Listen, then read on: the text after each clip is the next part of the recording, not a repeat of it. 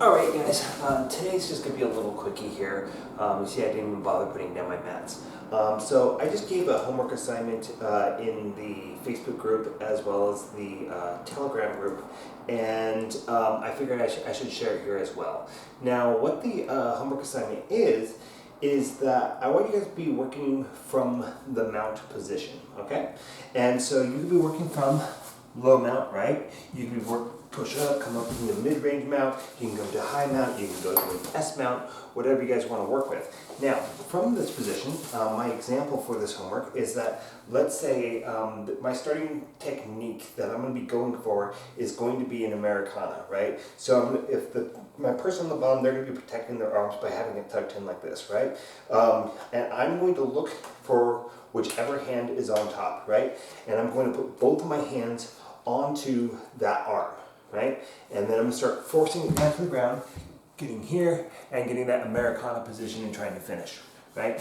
So, how are they going to respond to that, right? So one response is that if I'm going for this arm, right, and somebody starts to peel away from my body, I might come here and I might bring this one over the top. So if I'm trying to go here and somebody brings one over the top, I'm going to take this hand off, right, and put it underneath, and then I'm going to start pushing this hand off because now they can't move this hand, right?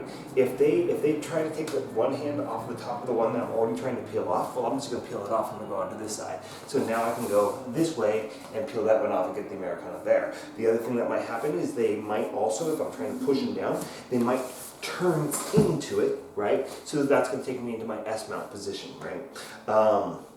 Or side mount position or whatever.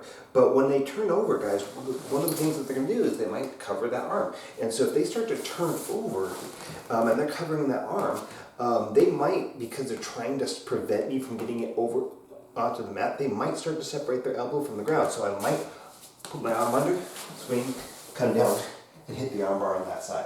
So that's what I want you guys to do, is I want you guys to think about an attack from the mount, right? It could be that, I'm trying to set up, I cut the head, I slide up, I swing over and I get into this S mount position and I start setting up this S mount armbar, right? So I'm going underneath the forearm here and I'm grabbing my own thigh, swing over and go down into that armbar, right? But how might they start to defend that armbar, right? Are they going to try to turn towards me, right, to get that elbow down to the ground? Right, so that even if I do, slide down into the armbar, I don't have the hip penetration, right? Will they try to bridge and walk around like they're doing a hitchhiker escape or something like that? They might try to do that. So if somebody were hypothetically to be doing that, then how are you going to respond to that? So what this is intended to do is it's intended to get you to think about defenses, right? Then that's a really important thing for you to understand is how are people going to defend this? How would you defend it in this position? And then how will you address that defense if you were on the top side, the attacking side? And so that's your assignment, is from the mount position, just the mount, whichever one of the 4 mounts that you've got there, right? The low mount, mid, high, or S mount. From those positions, how are you going to set up an attack that I may have already given you, right? Or maybe one that you see there that you can potentially set up. And for that could be your assignment, right?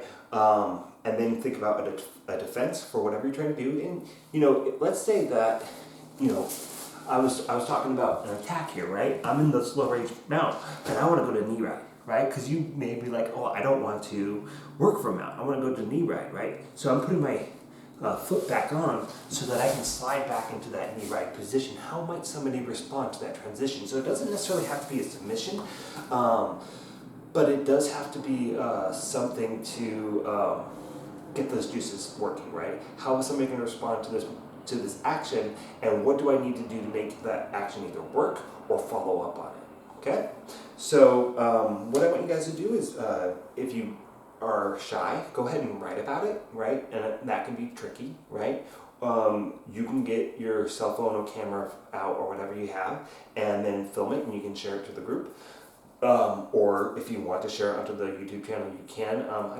feel like you might not want to do that, but you could put it as a video reply to this video, whatever works for you. And then what's going to happen from there is we're going to start looking at what you guys come up with, right? And we'll start talking about it. And I will, give you my thoughts on it. Other people hopefully will give you their thoughts on it and be like, okay, well, this is what I see as the problem with the way that you're thinking about this transition. Or maybe people don't have a problem with what you come up with, right? They might be like, oh wow, that's actually really clean and I really love that. And the point of this is to get all of us thinking about moves and being critical of them, as well as trying to discover new things from all positions. Because whenever you're watching one of my videos, you're drilling something yourself, learning however you're doing it, watching a match, you should be picking things apart and you should be thinking, well, what would I do with that exact situation? And that situation may be a position, it may be a submission that someone's trying to go on, maybe you're seeing a flaw in the other person's game and you're like, okay, I need to look for that flaw because that might be a common thing that I could exploit. So, I want you guys to start developing this habit of thinking very critically of techniques and then doing what you can to use that as a way to get better with your wrestling. So I hope this is helpful, guys. Let me know if I'm just out in left field and just grasping for things I can get you guys to do. But I think that this has the potential of being something that's going to really, really help your game. So let me know what you think, post what you got, and I'll see you next time.